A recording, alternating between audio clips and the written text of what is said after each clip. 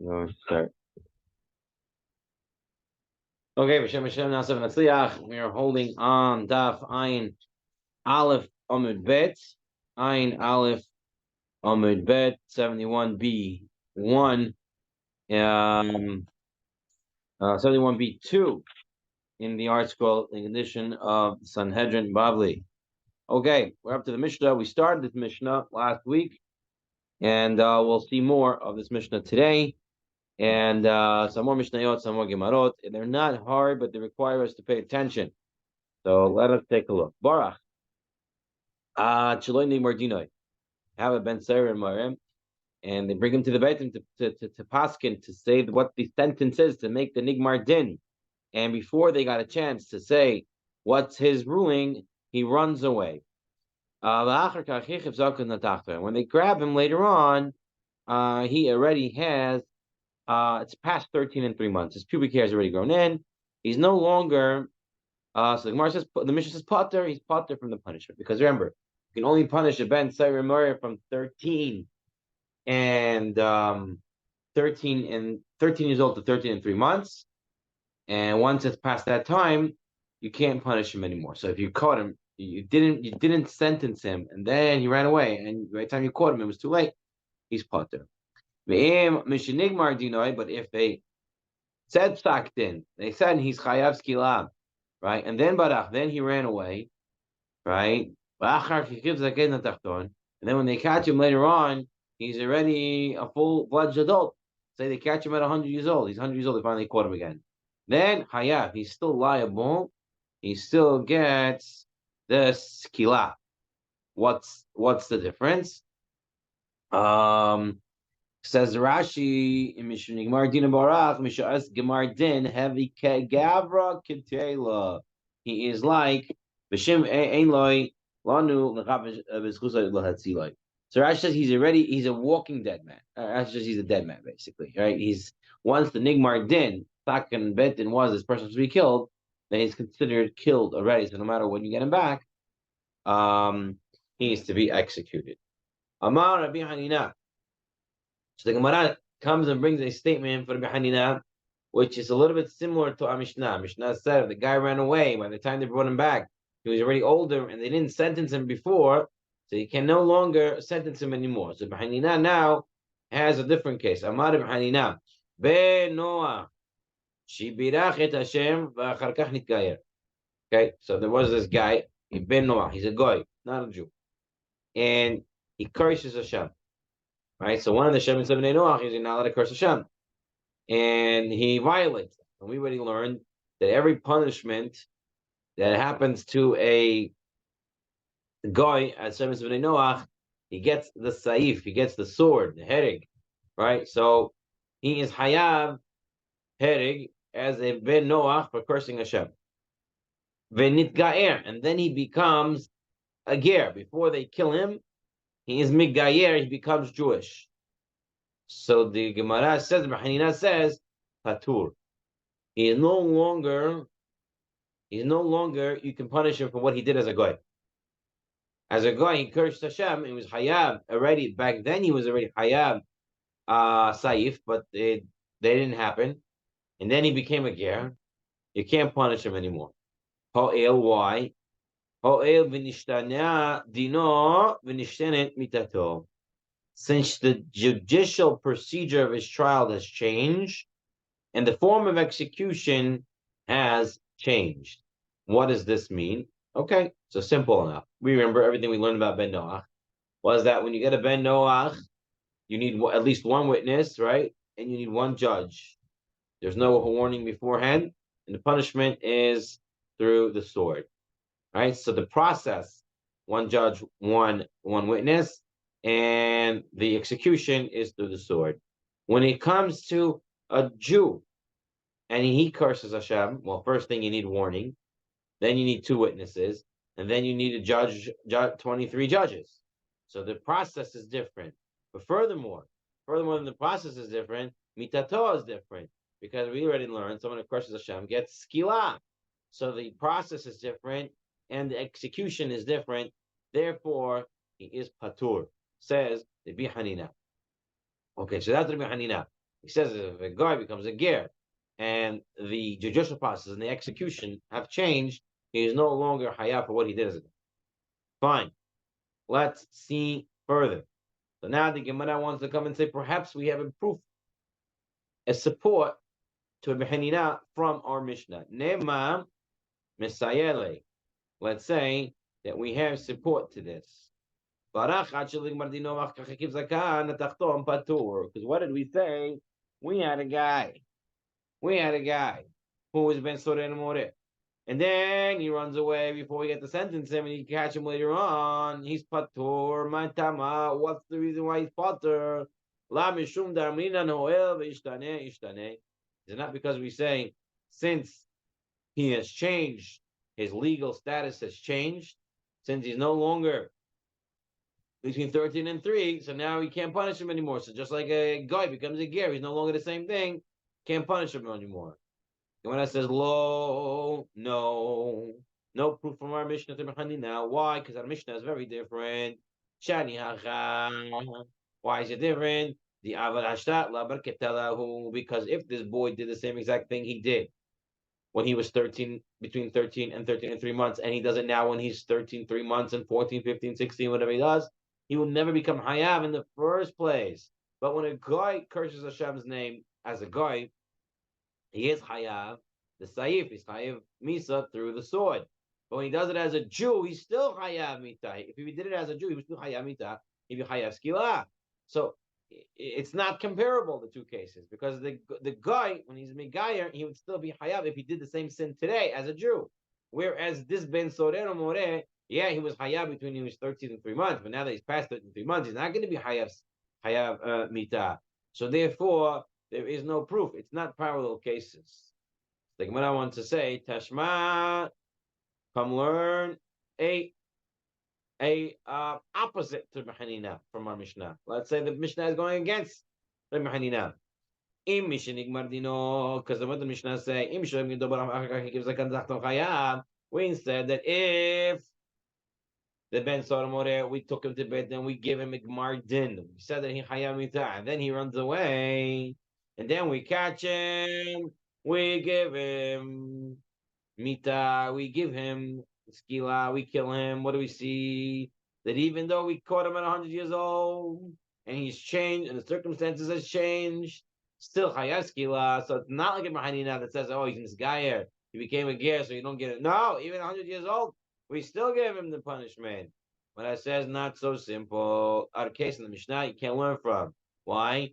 Nigmar dino kamart. We said by the Ben Solomon More, they already made Nigmar din. They already said this is the halacha. So therefore, Nigmar dino gavra kitilahu. He's considered a dead man. A dead man walking. No, he's alive, but he's dead. Because halacha says he's dead. So therefore, that's why we catch him and we kill him. Because it's Nigmar din. But over here, by the ger, maybe there was no Nigmar din. Maybe there is a Nigmar din. Maybe it depends on the Nigmar din. Not just because he's 100 years old, nothing changed, and he's still Hayam Mitam. No, maybe he did change, like Rabbi Hanina says. There's no Nigmar din in that case of Rabbi Hanina. Okay, so now, by the way, just FYI, it's actually much more clearer today than it was on Shabbat. And when I was preparing it before Shabbat, after saying the shir yesterday, I'm able to say it with a lot more clarity today because it kind of understand what the Gemara was trying to get at. But let's continue. Tashima, come learn from a Braita a proof against Rabbi Hanina. Hanina said if there was a guy who cursed Hashem and then he became a ger, he's patur. So now we're going to see something against this. Why? Tashma ben Noach shehika et haverom uva al esh et haverom.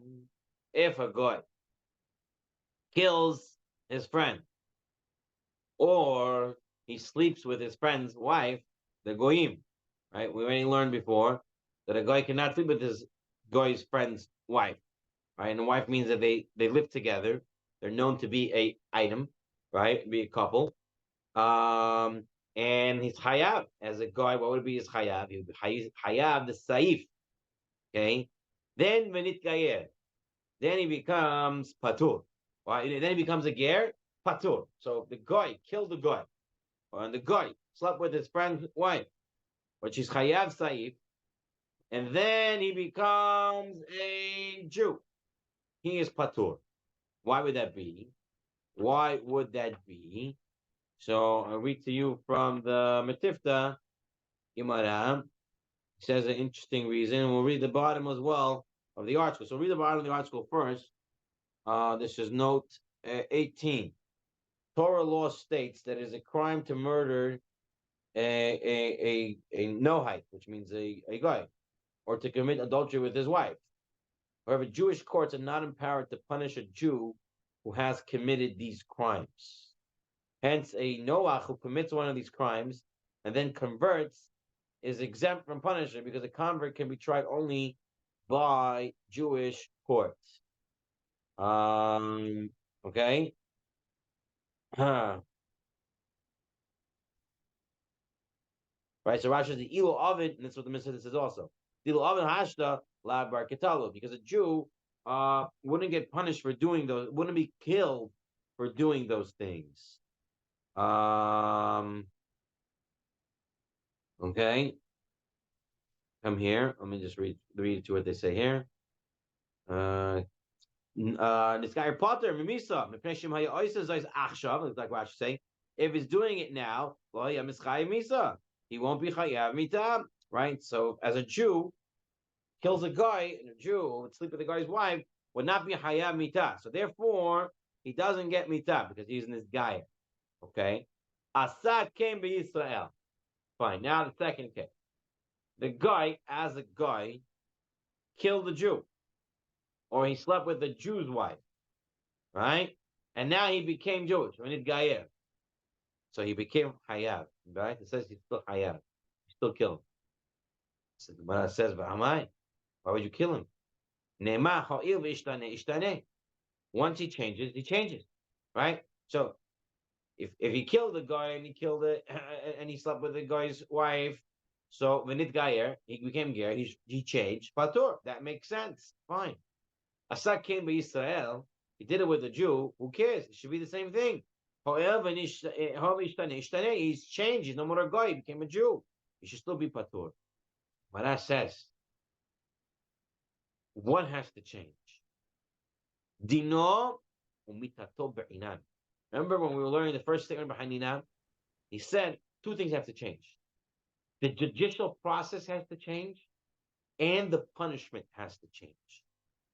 Dino umitato be'inan. Right? So when a guy kills a guy or sleeps with a guy's wife and then becomes a Jew, so the punishment changes. As a guy, he was chayavita. As a Jew, he's not.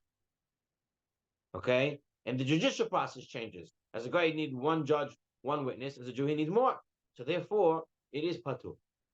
But by a Jew, if as a guy kills a Jew, a guy sleeps with a Jew's wife, and now he becomes a ger, he's still hayav. Why is that? Let's take a look. Why is that? Let's take a look over here. Dino mitato be'inan. V'hai dino ishtane, tato lo ishtane. Because the punishment that he was supposed to get as a guy is the same punishment he'll get as a Jew. So even though the judicial process changes, he needs two witnesses and he needs 23 judges and he needs warning. All that changes, you're right. But the punishment doesn't change, so therefore he's still punished. Bishlema, the Gemara says, okay, 1 second, let's look at the punishment. Bishlema rotzeach. Right, killing someone, you're right. As a guy killing a Jew, every time a guy gets punished, he gets punished with the sword. Mikara saif. He was supposed to get punished as a guy for killing a Jew with a sword. V'hashta saif. And now also he's supposed to get a sword. The halacha is you kill somebody, you get killed with getting beheading. So fine, we'll agree. So a guy who kills a Jew and then becomes a ger, he's still hayav mita because as a guy he was supposed to get the sword, and as a Jew he would get the sword. Therefore, he still gets hayav mita, even though the judicial process changed. Still, you need the judicial process change and the punishment change in order to be patur. So he's still hayav. Now, Ela Eshet Ish. But what about the case of the Eshet Ish, of the married Jewish woman? Why? Because if a guy does a sin with a Jew's wife, what punishment he gets? Mikara Saif. A guy always gets the sword. Vahashta Hanik. But now, what's the punishment as a Jew sleeping with another Jew's wife? Punishment would be Hanik. It would be the strangulation. And so the punishment is different. You said if the punishment is different, then he's patur. Judicial process is different. Punishment is different. He should be patur. He should not be chayav at all. So how could that Baraita say that it is a hayav for an ish at ish? So what I want to say, talk about a special case. Naraham orasa. Right? And we already learned this back a couple of dafim back. What we learned there? So even if a guy sleeps with a Jewish girl who is betrothed, right? She's not yet fully married. He would get skila, just like she would get skila. He would also get skila. Just like if a Jew would do it, get skila, and she would get skila. So too, if the guy did it, they would both get skila. So the punishment stays the same. That's the case, and that's why he would still get punished, because it'd still be skila. The Gemara says you can't say that, because look back in the Braita. The Braita says if he was with his if the guy was with his guy's friend's wife, then he's chayav. If he did the same thing with the Jew, well, guess what? There is no erusin by goyim. It's either they're fully married or they're not. Okay, lahalacha. So therefore, it has to be comparable to that. It must be similar to that case, that it's an eshet, she's complete eshet ish. And if she's a complete eshet ish, then the punishment is heinik. He was supposed to get the sword, and now it's going to be strangulation. So therefore, he should be patur, not hayab. So why did the Braita say that he was chayav? Gemara now gives another amazing answer and says what? Kala hamura meshach sheikha. Okay, so what this means, we have to remember our order of punishments. What was our order of punishments? We had sekila, serifa, herig, vehenig, right? So sekila is stoning, then burning, then goes herig, and then goes chenik. So let's say attention to herig and chenik. Herig, which means the sword, beheading, saif, right? And then chenik is strangulation. So now, what we're saying here, the hidush here is now that strangulation is within the sword. Because the sword is greater than the punishment of strangulation, then the strangulation punishment is in the sword punishment. Following? Okay? So there's 4 levels of punishment. Sekila includes all 3, plus its form of harshness. Serifat includes the other 2 plus its form of harshness. And the sword includes itself and the one that's lower than it, the head. So now what happens?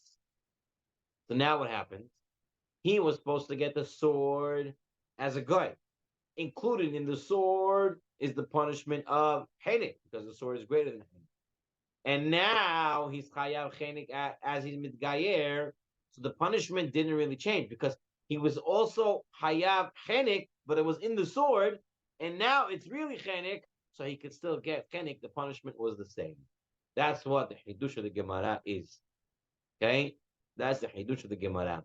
That the sword includes strangulation, and since he was supposed to get the sword, which includes strangulation as a guy, now he became a Jew. The punishment didn't change because it's still strangulation, and strangulation was originally part of the sword that he was supposed to get as a guy, and therefore he can still get punished as a Jew for what he did as a guy to the Jew's wife. Okay, so that is all fine and dandy.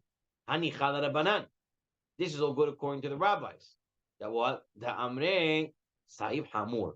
Well, they said the sword is greater than panic, than strangulation. But if you remember when we were learning this, there was Rabbi Shimon Bar Yochai, and Rabbi Shimon, he had a different opinion. The Amma Chenek Hamur.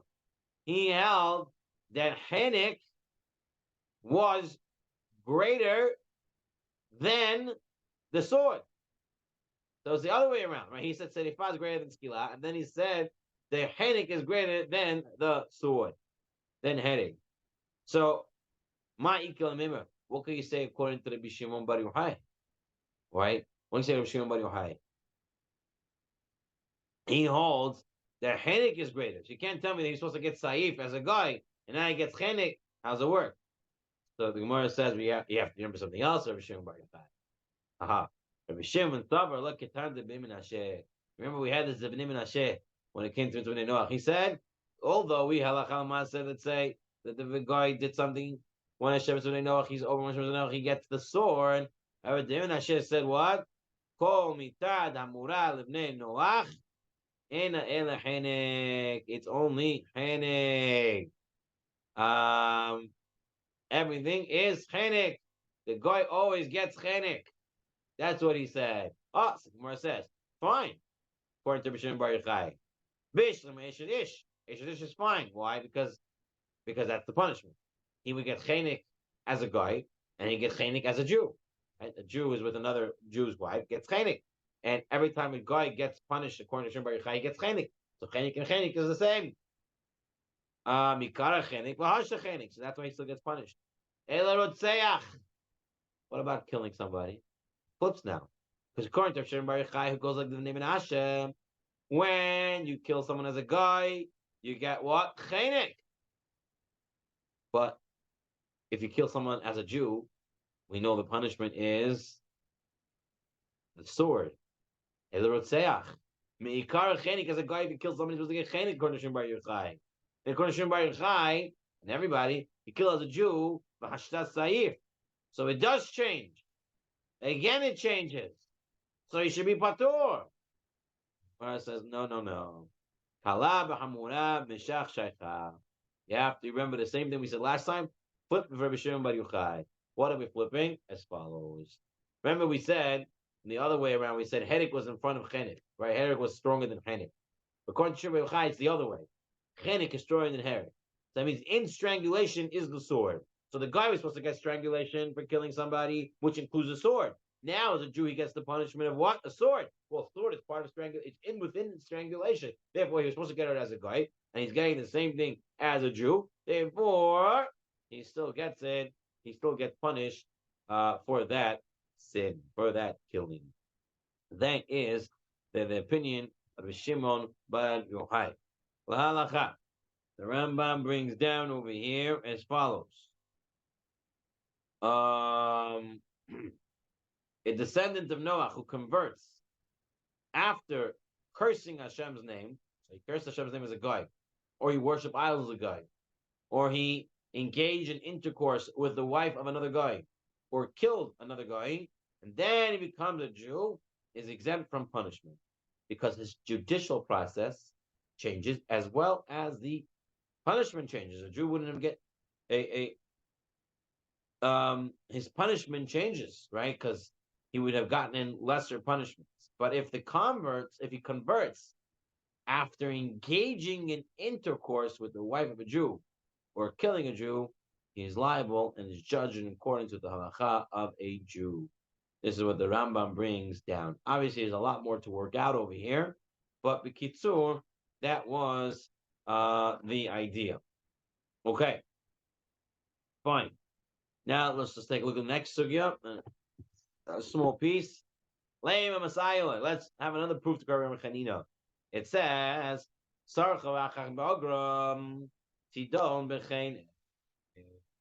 okay, if a girl who was engaged, she was betrothed, right?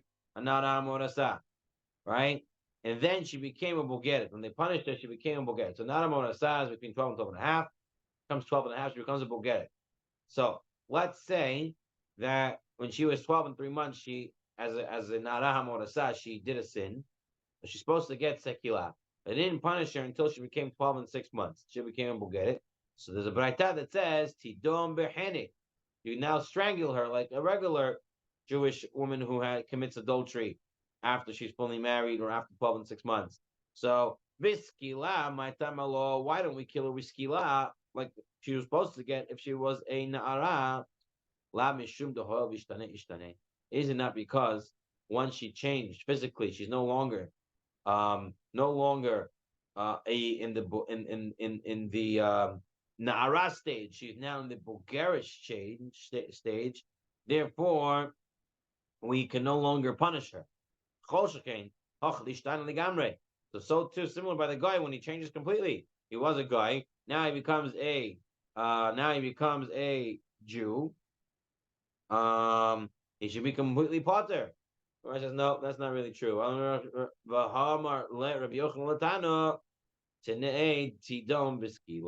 No, when they said punish her, they didn't mean punish her with chenik. It means punish her with skila. Okay, she would still get skila.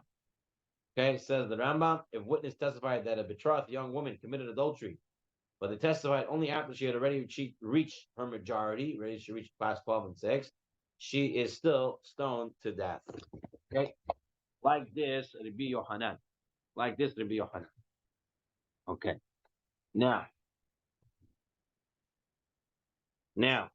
let's see a little further. Next Mishnah.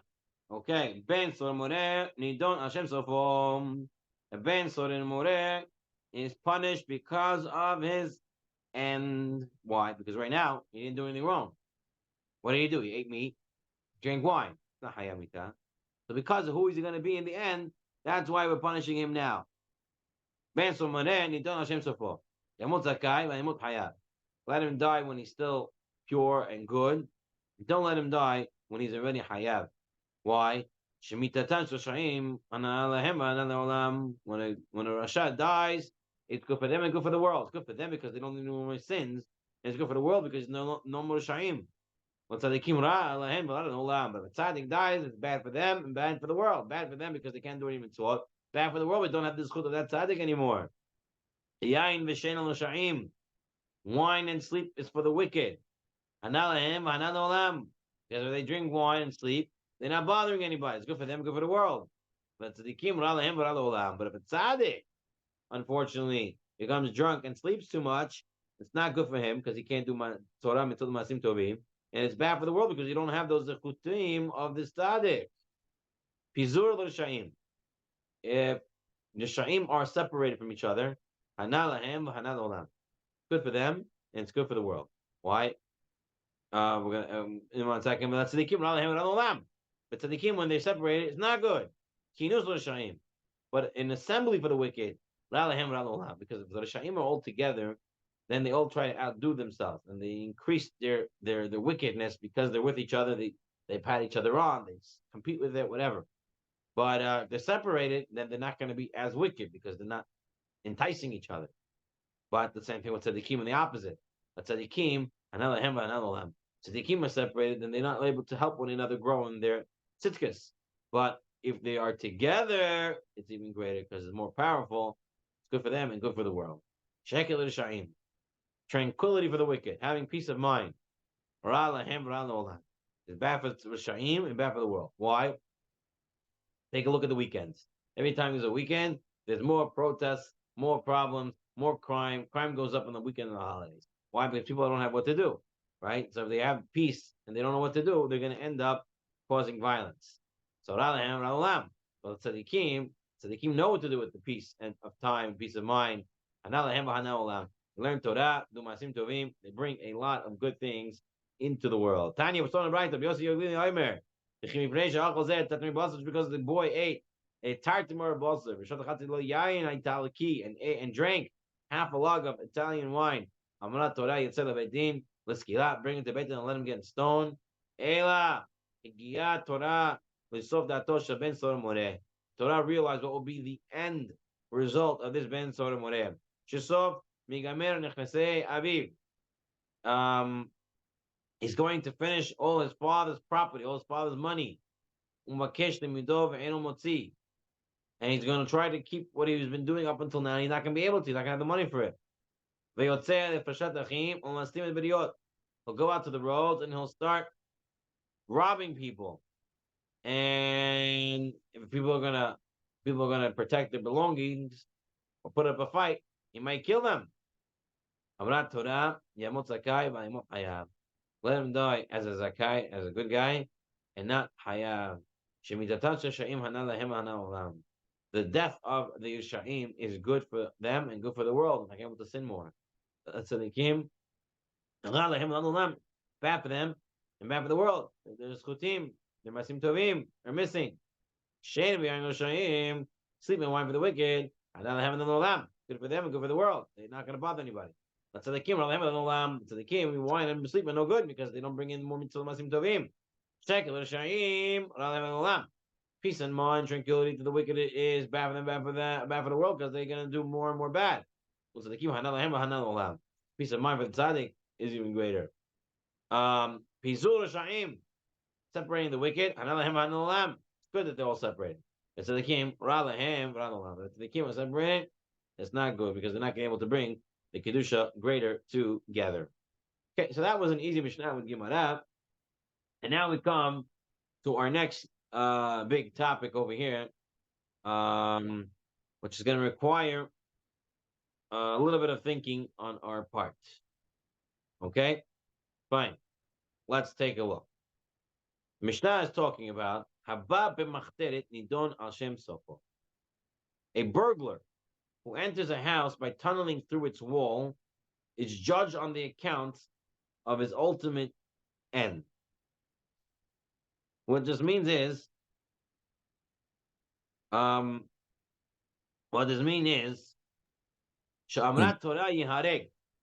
says you're allowed to kill him.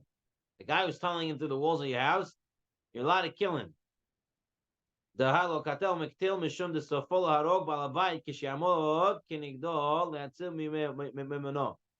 Rashi, why? Because we're going to see it's human nature to protect your assets, your property, your belongings. And this guy must have made up his mind that if he's going to break into someone's house, and then he's going to be a resistance, he's going to be okay with killing that person. And as such, because he's okay with killing somebody, well, if someone's coming to kill you, you're allowed to kill them first. You're allowed to save yourself. So, but he didn't actually do anything that's a capital crime yet, right? But still, we're allowed to kill him because of what's going to be at the end. Just like by Ben Sodom Moreh, that's the connection. We're about his enemies, so you're allowed to kill him. Now, same thing by someone who tunnels into someone's house. We worry what's going to be. What's he going to do to them? He might kill them. This is an important part of the Mishnah because we're spending a lot of time on this. If he's entering the house by tunneling through a wall and he broke a barrel during the break-in, all right? So he broke something in the house. So the Gemara says it depends. Im yesh lo damim. If I were to kill him, I would be chayav because he's not a threat, and I killed him. So there, hayav, he is liable to pay for it. Im ein lo damim. If I had the rights to kill him, right? Patur, then he doesn't have to pay back. He doesn't have to pay back the vessel that he broke. So very interesting. Again, if the guy coming in, I was allowed to kill him, and he broke something and he escaped, I didn't kill him. He's patur.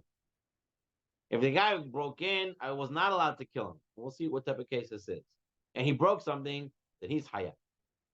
Okay, that's the Mishnah. Let's take a look. Why are you allowed to kill someone who's trying to break into your house? The Gemara says, Hazakah. Person does not hold himself back from protecting and defending his property. And this burglar breaking in told himself in advance, he has lina. If I go in, if the occupant will confront me and not allow me to rob him, and if he confronts me, I will just have to kill him. Someone comes up to kill you, you kill him first. You don't have to let yourself be killed. You think someone's going to come and kill you, you're allowed to kill them. You're in your rights. Okay. So now the Mishnah said, if the guy who's breaking in, you're allowed to kill him, and he breaks something, patur. If he's breaking in, you're not allowed to kill him, then he's hayat. Amar Rav. Rav now adds to this. And he says, not only breaking, habab machteret, V'natal kenim v'yatza. He comes in, he breaks in, and he steals things. Patur. He is patur. He never has to return it. My tama. Why he doesn't have to return it? Bidamim kinanhu. He acquired it with his blood. It says, read the article. Since he was subject to being killed during the burglary, he's exempt from any monetary obligation. Take a look at note 10. This is what's known as kam le b'derabemine. We have a principle. You're only subject to the more severe punishment. A burglar was permitted to kill whom it was permitted to kill need not compensate his victim. Right? So Rav is saying, since this burglar put his life on the line, he could have been killed, and the guy would have been within his right to kill him. Therefore, that punishment is enough, and he doesn't have to pay back, even what he stole. That's what, even what he stole, he takes out, even if it's in existence. That's Rav. Amar Rava says, Mistabra milta de Rav bishiber. It makes sense if you say he broke it. He broke it. And his life was on the line then, because the homeowner could have killed him. That's when we say that. Dilatnehu is no longer in existence. Avanata law. But if you say he took it, and now you say he doesn't pay it back because his life was on the line when he took it, that doesn't make any sense. If you have something that's stolen, you have to return it. It's only if it's not there anymore we say, you know what? His life is on the line. He doesn't have to pay back for it. And the Gemara says, "Va'elohim amarav afilu natal." I swear to you, Rav said even when he takes it out, not just when he breaks it. Rav says, "But how?" Rav explains the logic. Now Rav is going to explain Rav's logic. The hayesh lo damim v'ninsu. Let's say, in the case where you're not allowed to kill the guy who breaks into your house, okay? Where a father breaks into his son's house, right? You're not allowed to kill him. So, if the robber, the father who's stealing from his son, breaks something, he's hayab. He has to pay for it. What do we see? We see that stolen goods are considered the burglar's possession. They become part of the burglar's property, and therefore he has to absorb the loss, and therefore he has to pay for it. Right? He has to absorb the loss, and he has to pay for it. It's in his property. Considered he's acquired it. So to here, where the burglar who you're permitted to kill steals things, it becomes his property. And therefore, he doesn't have to return it. He's acquired it. According to the goods not even returned for a burglar whom it was permitted to kill is exempt from paying compensation because he could have been killed, even though he wasn't, but he could have been. One punishment of killing, you can't get him to pay for it. So therefore, Rav says, even if he walks out with it, it belongs to him. Rav says, but it's not the way. It's not proper logic. Because you're when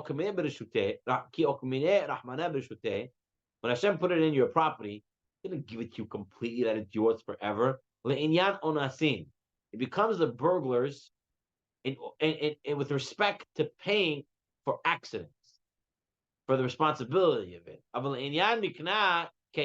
to completely get it, that's not true. It's like a borrower. A borrower is allowed to use it, but if something happens, he has to pay for it. So too over here, you have it, okay, but it's not really yours. You just have the responsibility. You also have the responsibility for it. Okay? So you have the Machoket, Rav, and Rava. Let's see a little more. Tenan, we learned in our Mishnah. The case was where he broke it.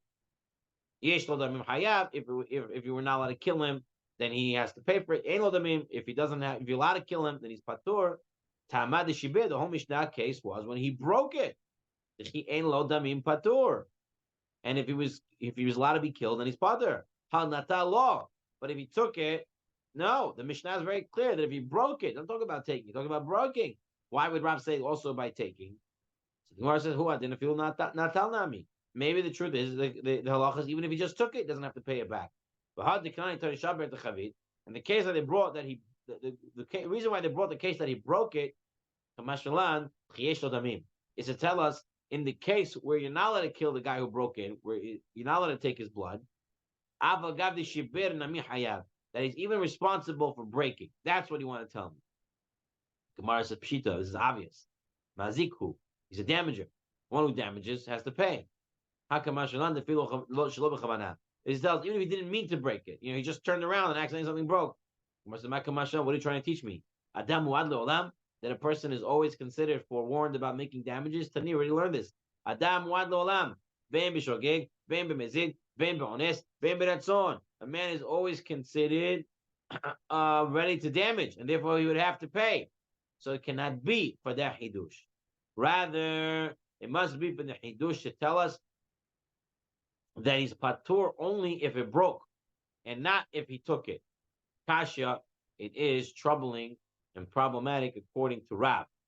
The Mishnah, the Mishnah doesn't fit well with Rav's opinion that you can steal it and not pay back for it once you take it, because because your blood was on the line. Because it says in the thing, only if he broke it, he's patur. It doesn't say that if he took it, he's patur. Fine. Now we're going to try to go against Rava, who said it's only if you break it, not if you took it, that you're patur. Matav Rabbi bar Abaye. Hagonev kis b'Shabbat. Hayav. Sharin hayav b'geneva. Kodem sheyavol the day isur Shabbat. A guy breaks into someone's house on Shabbat, and he steals a purse. He has to pay for the purse, and he's chayav skila. How could he be chayav for both? He said, "Come there with the rabbi. If he has to be killed, then he doesn't have to pay." So the Gemara says, "Why?" He acquired the purse in the house. He picked it up mid hagbah.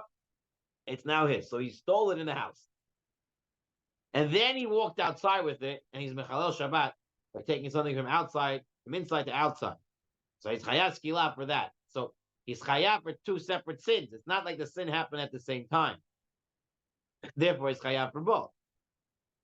Well, let's say he didn't pick it up in the house. He was dragging it. He never acquired it. He was dragging it. And then he brought it outside while he was dragging it. And then he acquired it outside. Patur. He's patur from paying back. Why? Because then, when he walked it outside, that's when he acquired it, and that's when he broke Shabbat. So he's chayav skila at the same time as chayav mamon, and therefore, he only has to get the skila and not pay for it. So Gemara says, you see what? It's still existing. He walked out with it. It's still there. And what does the Gemara says? He doesn't have to pay back for it. Or he gets a skila. That's like Rav, not like Rav. Rav said if it's still in existence, you have to give it back. Here it doesn't say you have to give it back. It just says you are patur. You don't have to give it back at all. The Gemara says, no, teach a little bit different. The case was where he threw the purse into the river. The river, it's not here anymore. Once it's not here anymore, then you're patur. If it was here, you would have to return it according to Rava. That's the way he learns it. The Gemara ends up with a little interesting story that Rava ignavule dichre b'machta. Several rams were stolen from Rava by a burglar who tunneled into his property. Right? And Rava said if the item is still in existence, you have to return it. That's what he said. Right? And someone stole rams from him through tunneling. So if it was still in existence, they should have returned it. Then the burglar came to return the rams, right? And that's what Rava holds the halakha. And Rava didn't take them back. He said, no, you stole it with and you were hayab mitah when you were stealing it, so you play with it with your blood. Amar, because Rav said it, even though I don't hold like a Rav halacha, I believe the halacha is the way I'm saying it, says Rava, but Rav said it, so into deference, to respect to Rav, I won't take back these rams. What about the halacha? I see that Rav is going with Rava was, even though he held different, he seemed to be going with Rav when the case halacha came up. However, let's take a look at the Rambam. And the Rambam writes, if a burglar was breaking into a house and it's a situation where one is permitted to kill him. And in course of breaking, he broke a vessel. He is exempt. But if he took the vessel and it's still in existence, he must return it. So the halacha Rambam brings down is like Rava. Like Rava, even though Rava didn't practice with his own halacha, the halacha is like Rava. What about an interesting case? Brings the Maggid Mishnah. What about the burglar broke the vessel on his way out? Right? Why would that make a difference? When you're allowed to kill him, when he's breaking in, right? He's walking out already. Okay, he's not going to kill you anymore, so you're not allowed to kill him anymore. And now he breaks the vessel. So what do we say? So they want to say that he would probably would be liable, because since he wasn't chayav mitah at that moment, couldn't kill him if we wanted because he's already going away. Therefore, he would be chayav. That's the Maggid Mishnah over here. Anyway, that is what we're going to get up to for today. It's interesting, Gemara. Interesting, Gemara. 1 second. We have the purse on Shabbat. We'll end up with this one. The halacha. One steals a purse on Shabbat, dragging it on the ground from private domain to public domain, and then causes it to be destroyed. They're learning the case like Rava, right? Rava was learning like Rava. He's exempt from paying for the purse because he violated the prohibition of theft and the provision of performing permitted labor on Shabbat simultaneously. But if he lifted it up in the private domain, then removed it to the public domain, where he then caused it to be destroyed, he's liable to pay for the purse, as he became liable to pay for it before he became liable for desecrating Shabbat. So, come later, the Rabbi is only if it happens simultaneously, not if one happens before the other. And we'll end over here. Any questions? All right. There will not be halacha shir this week. No halacha shir tonight. Shavua tov. Toda rabah l'kulam.